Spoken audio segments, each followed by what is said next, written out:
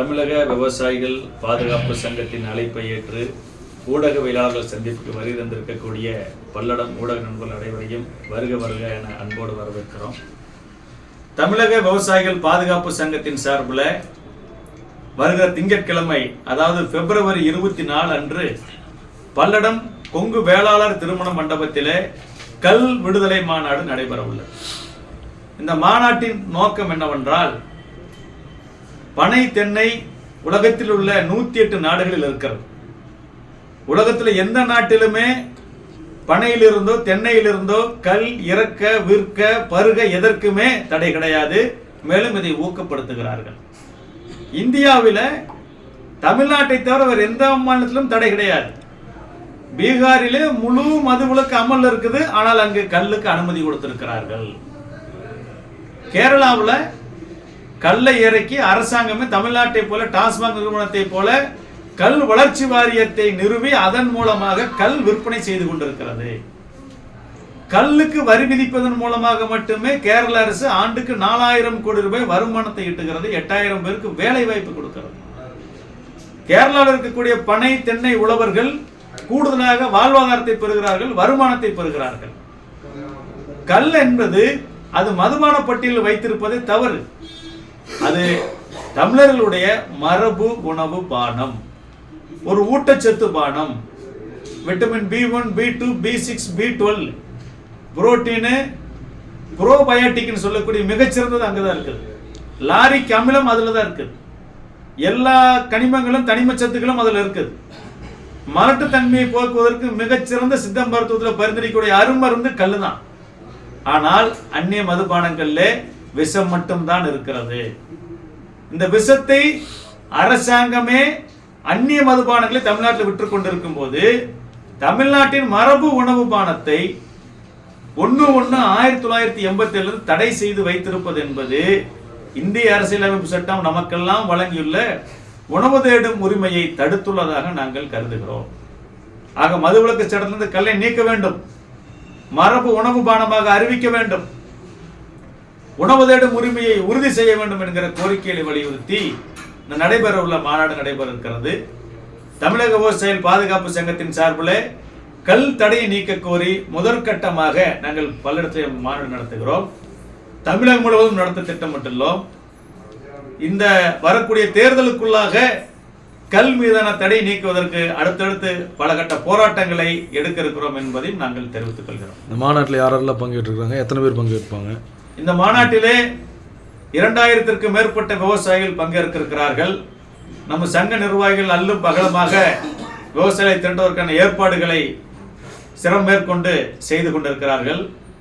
கல் இயக்கத்தினுடைய தந்தை என்று அழைக்கப்படக்கூடிய ஐயா கல் நல்லசாமி அவர்களும், கட்சி சார்பற்ற தமிழக விவசாய சங்கத்தினரும் மற்ற அனைத்து விவசாய சங்கங்களையும் அழைத்திருக்கிறோம்.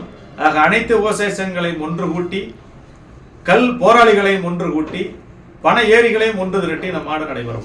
இப்போ அதாவது போதை வஸ்து தான் அதுவும் சொன்ன அறிவிப்பு தான் அரசாங்கத்துடைய அறிவிப்பாக இருக்குது. இப்போ நீங்கள் இதை எப்படி சொல்ல வரீங்க? போதை வஸ்து தான். அதாவது இது வரைக்கும் கல் போராளிகள் கல்லை இறக்கி விற்று கொண்டிருக்கிறார்கள். அவர்கள் மீது மதுவிலக்கு சட்டத்தின் கீழ் வழக்கு பதிவு செய்யப்பட்டிருக்கிறது.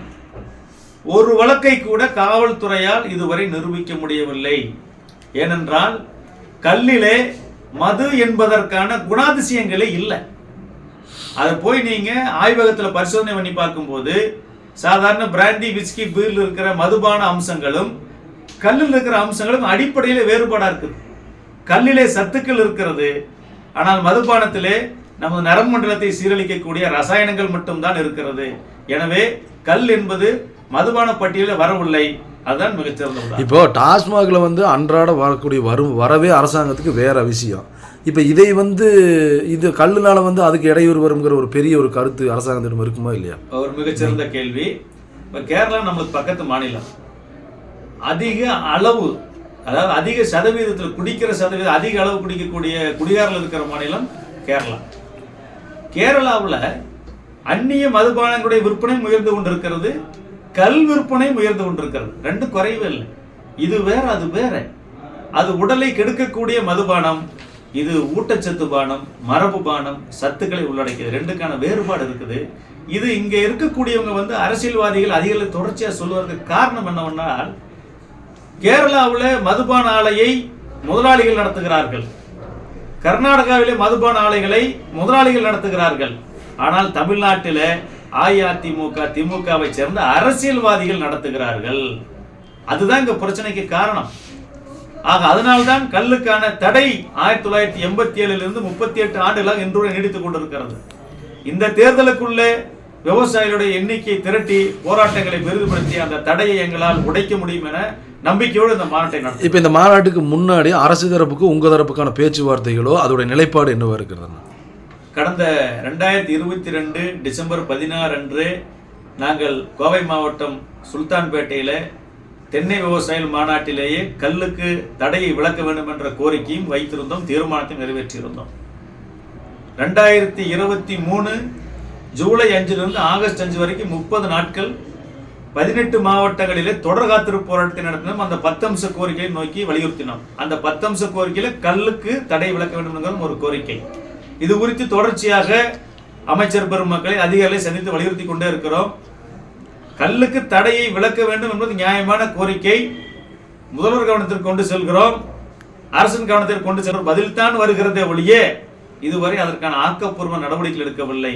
விவசாயிகள் ஒன்று திரண்டு ஒரு அரசியல் அழுத்தம் உருவாகும் போதுதான் அதற்கான ஒரு தடை விலகும் என்பதை நாங்கள் உறுதியாக நம்புகிறோம். இந்த மாநாட்டு மூலமா உங்களுக்கு தடை விலகும் நீங்க நம்பிக்கை வைக்கிறீங்க? இந்த மாநாடு கல் தடையை விலக்க கோரி நடத்துகிற முதல் மாநாடு. தமிழ்நாடு முழுவதும் இந்த மாநாட்டை நடத்த இருக்கிறோம், போராட்டங்களை முன்னெடுக்க இருக்கிறோம். கண்டிப்பாக தொடர்ந்து உறுதியாக போராடி இந்த தடையை உடைப்போம். நாங்கள் நம்பிக்கை. செவிசாய்க்கலைனா தொடர்ச்சியான போராட்டங்கள். இவர்கள் தொடர்ச்சியாக இருப்பதற்கு அரசு ஊழியர்கள் இல்லை, மக்கள் பிரதிநிதிகள். 5 ஆண்டுகளுக்கு ஒரு முறை தேர்தல் வருகிறது, விரைவில் இன்னும் ஓராண்டிலே தேர்தல் வருகிறது. அந்த தேர்தலுக்குள்ள இவர்கள் உரிய நடவடிக்கை எடுக்க வைக்க முடியும் என்ற நம்பிக்கையோடு தான் நாங்கள் இந்த மாநாட்டை நடத்துகிறோம். சூப்பர்.